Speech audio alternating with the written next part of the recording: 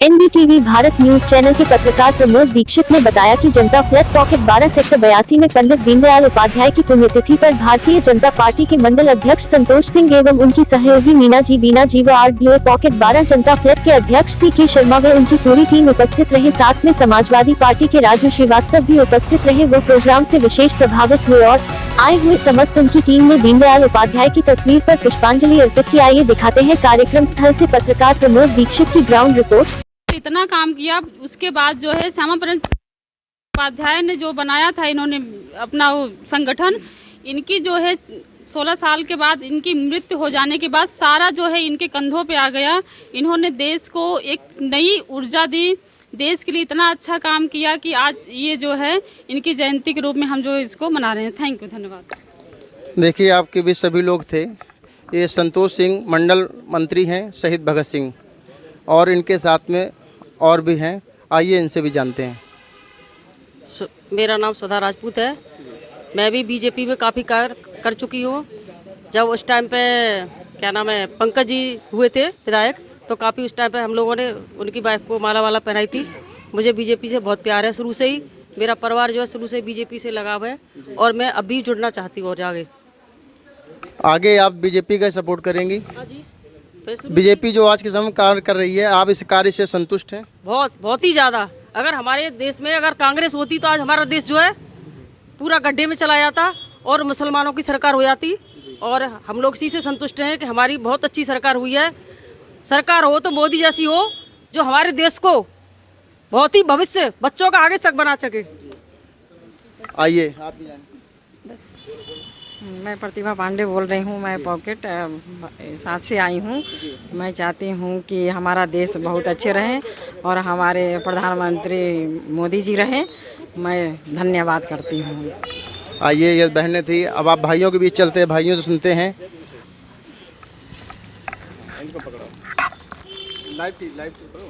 राष्ट्रीय प्रेम और भाईचारे की भावना के प्रेरणा के स्रोत श्रद्धेय पंडित दीनदयाल उपाध्याय जी की जयंती पर सशद नमन।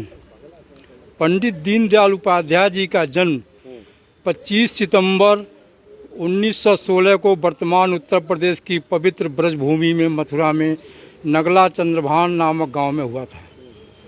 दीनदयाल जी हमेशा से ही एक मेधावी छात्र थे। उन्होंने मैट्रिक और इंटरमीडिएट दोनों ही परीक्षाओं में गोल्ड मेडल प्राप्त किया था।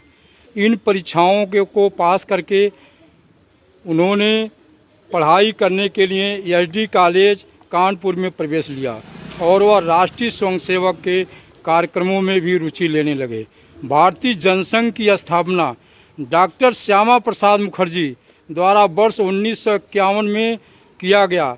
यह दीनदयाल उपाध्याय को प्रथम महासचिव नियुक्त किया गया। वे लगातार दिसंबर 1967 तक जनसंघ के महासचिव बने रहे। उनकी कार्य क्षमता, खुफिया गतिविधियां और परिपूर्णता के गुणों से प्रभावित होकर डॉक्टर श्यामा प्रसाद मुखर्जी उनके लिए गर्व से सम्मानपूर्वक कहते थे कि यदि मेरे पास 2 दीनदयाल हो तो मैं भारत का राजनीतिक चेहरा बदल सकता हूं। वर्ष 1953 में अचानक डॉक्टर श्यामा प्रसाद मुखर्जी जी के असमय निधन से पूरे संगठन की जिम्मेदारी पंडित जी के जुआ कंधों पर आ गई और इस प्रकार उन्होंने लगभग 15 वर्षों तक महासचिव के रूप में जनसंघ की सेवा की। भारतीय जनसंघ के 14वें वार्षिक अधिवेशन में उन्हें दिसंबर 1967 में कालीकट में जनसंघ का अध्यक्ष निर्वाचित किया गया। एक लेखक के रूप में उन्होंने एक साप्ताहिक समाचार पत्र पांच जन और एक दैनिक समाचार पत्र स्वदेश शुरू किया था। उन्होंने भारत की सनातन विचारधारा को युगानुकूल रूप में प्रस्तुत करते हुए देश को एकात्म मानववाद जैसी प्रगतिशील विचारधारा दी। पंडित दीनदयाल जी जनसंघ के आर्थिक नीति के रचनाकार भी कहे जाते हैं। पंडित दीनदयाल उपाध्याय जी एक महान चिंतक थे और उन्होंने भारत की सनातन विचारधारा को युगानुकूल रूप में प्रस्तुत करते हुए देश को एकात्म दर्शन जैसी प्रगतिशील विचारधारा दी। 11 फरवरी 1968 को पंडित दीनदयाल जी की अचानक एवं रहस्यमय तरीके से मृत्यु से सारे देश में शोक की लहर दौड़ गई। लेकिन पंडित जी ने अपनी कर्तव्य निष्ठा और विचारधारा के कारण हम सबके हृदय में सदैव जीवित रहेंगे। जय श्री राम, बोलिए भारत माता की जय। जय हिंद, जय भारत, भारतीय जनता पार्टी की जय हो। देखिए ये यहाँ की थी, यहाँ पे इस तरीके का हमारे जो पॉकेट के हैं अध्यक्ष जी, आप जरा उनसे जानते हैं।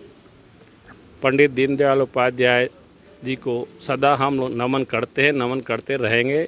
जय हिंद, जय भारत।